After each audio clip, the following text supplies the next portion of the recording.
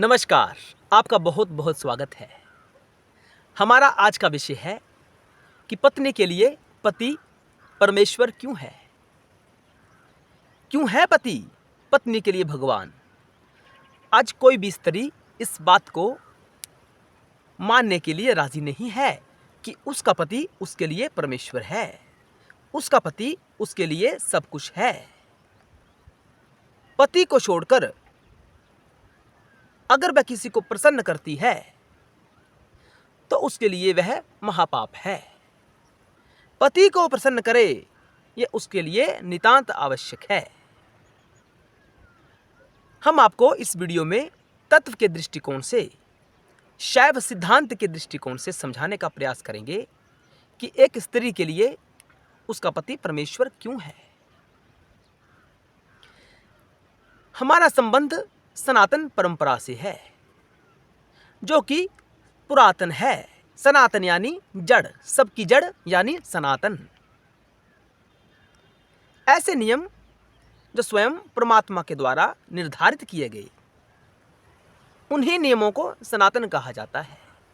सनातन कोई धर्म नहीं है, हालांकि आजकल सनातन को धर्म बताया जाता है।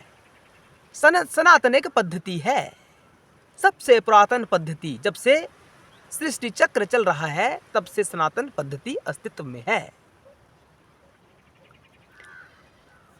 सनातन में बताया जाता है कि कोई भी विधि जिससे हमारे अहम का नाश होता है, हमारे अहंकार का नाश होता है, वही विधि आध्यात्मिक कहलाती है। अन्यथा कोई अन्य विधि अध्यात्म की ओर लेके जाने वाली नहीं है। जो विधि आपके अहम भाव को समाप्त कर दे, वही विधि आध्यात्मिक विधि कहलाने लायक है। आज समाज में बहुत प्रकार का पाखंड अस्तित्व में आ गया है। इसका कारण क्या है? इसका कारण है घोर कलयुग। ये पहले ही संतों के द्वारा कह दिया गया था कि कलयुग में मनुष्य की स्थिति बहुत खराब होने वाली है। ये पहले ही बता दिया गया था। जो विधि आपके अहंकार को समाप्त कर दे, वही विधि आध्यात्मिक विधि कहलाती है। हम राम जी का नाम तो जपते हैं, कृष्णा जी का नाम तो जपते हैं, शंकर जी का नाम तो जपते हैं, देवी का नाम तो जपते हैं, लेकिन हम नाम जाप अंधेरे में कर रहे हैं। हमें उसका भावार्थ पता नहीं है कि हम नाम जाप क्यों कर रहे हैं। हम स्वयं को आध्यात्मिक कहते हैं कि मैं आध्यात्मिक हूं। क्यों? क्योंकि मैं नाम जाप कर रहा हूं। लेकिन जो साधन आपके अहंकार की निवृत्ति कर दे, आपके अहंकार को समाप्त कर दे, आपके जीव भाव को समाप्त कर दे, आपके शारीरिक भाव को समाप्त कर दे, वही विधि आध्यात्मिक है। इस बात को अपने अंतःकरण में स्थित कर लो, ये बहुत आवश्यक है। सनातन में स्त्रियों के लिए उसका पति परमेश्वर क्यों है, भगवान क्यों है। चलिए इस बात को समझते हैं। जैसा कि हमने आपको बताया कि सनातन की विधि का लक्ष्य होता है हमारे अहंकार की निवृत्ति करना, हमारे अहंकार को समाप्त करना। जब हमारी शादी हो जाती है तो सनातन यानी शैव सिद्धांत कहता है कि पत्नी अपना सब कुछ अपने पति को समझे, अपना सर्वस्व अपने पति पर निछावर कर दे। ऐसा कहा जाता है। अपने अहंकार को भूलकर, स्वयं को भूलकर ये माने कि उसका पति ही सब कुछ है।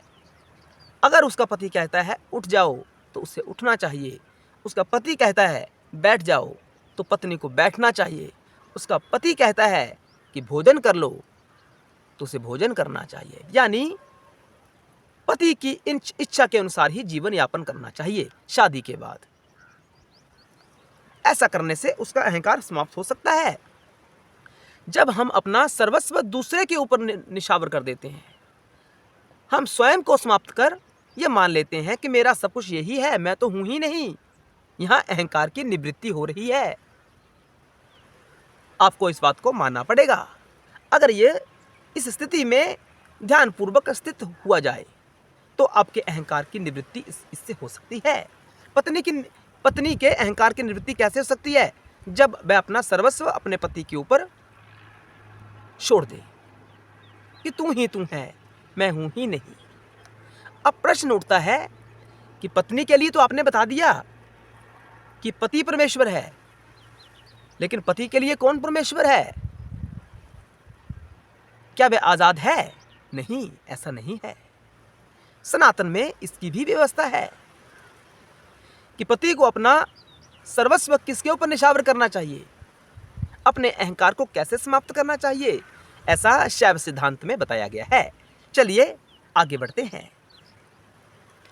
शैव सिद्धांत कहता है कि जिस प्रकार पत्नी के लिए पति परमेश्वर है, उसी प्रकार पति के लिए गुरु परमेश्वर है। पत्नी ने अपना सब कुछ किसके ऊपर छोड़ना है? पति के ऊपर। और पति ने अपना सब कुछ किसके ऊपर छोड़ना है? गुरु के ऊपर। पति को चाहिए कि वह किसी अच्छे गुरु से दीक्षा लेकर अपना सर्वस्व उसके ऊपर लौटा दे। वह ऐसा ना सोचे कि पत्नी के लिए मैं परमेश्वर हूं, उसका अहम जाग जाएगा, उसका अहंकार बढ़ जाएगा। उसके अहंकार को समाप्त करने के लिए शास्त्र कहता है कि पति को अपने अहंकार की निवृत्ति करने के लिए गुरु के ऊपर निछावर सब कुछ कर देना चाहिए कि गुरु ही सब कुछ है। गुरु जो कहेंगे मैं वही बात मानूंगा।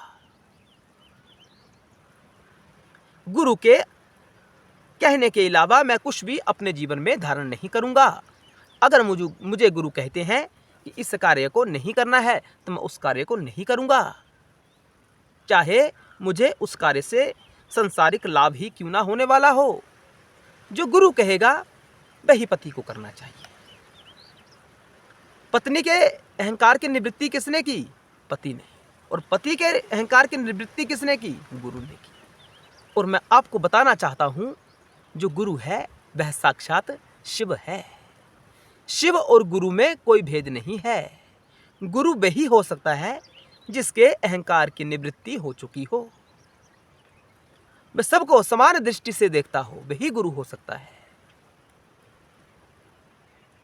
जो अपने शिष्य को शिव की ओर लेके जा सकता है, वह शिव की ओर लेकर तभी जा सकता है अगर स्वयं वह शिव भाव में स्थित हो।